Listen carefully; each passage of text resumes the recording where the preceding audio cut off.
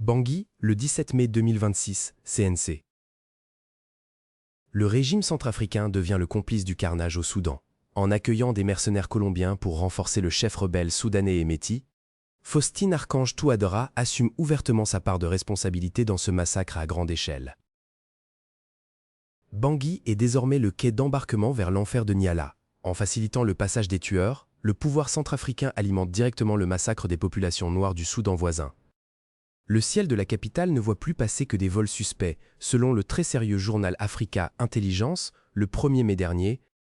Une dizaine de paramilitaires colombiens ont débarqué d'un vol commercial avant de s'évaporer vers le nord pour se rendre au Soudan.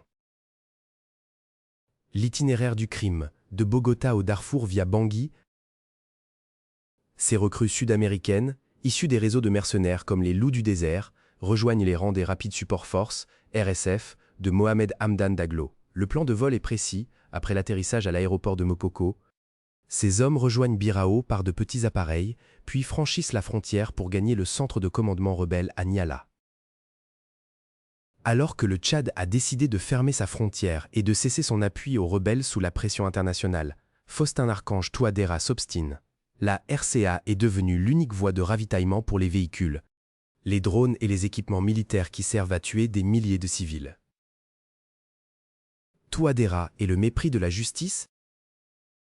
Pendant que la Cour pénale internationale, CPI, hausse le ton, le président centrafricain affiche une indifférence totale. Bien qu'il soit déjà visé par de lourds dossiers, il continue de servir les intérêts des financiers des RSF, transformant son pays en base logistique pour Wagner et les milices étrangères. Sur le terrain, la violence est extrême. Les rebelles mènent une guerre de destruction contre ceux qu'ils ne considèrent pas comme les leurs. Ce sont des milliers de vies soudanaises qui sont fauchées chaque jour avec l'aide indirecte de Bangui. Touadéra semble se sentir protégé par ses alliés, ignorant que son implication dans ces crimes de masse ne restera pas sans suite. L'heure des comptes.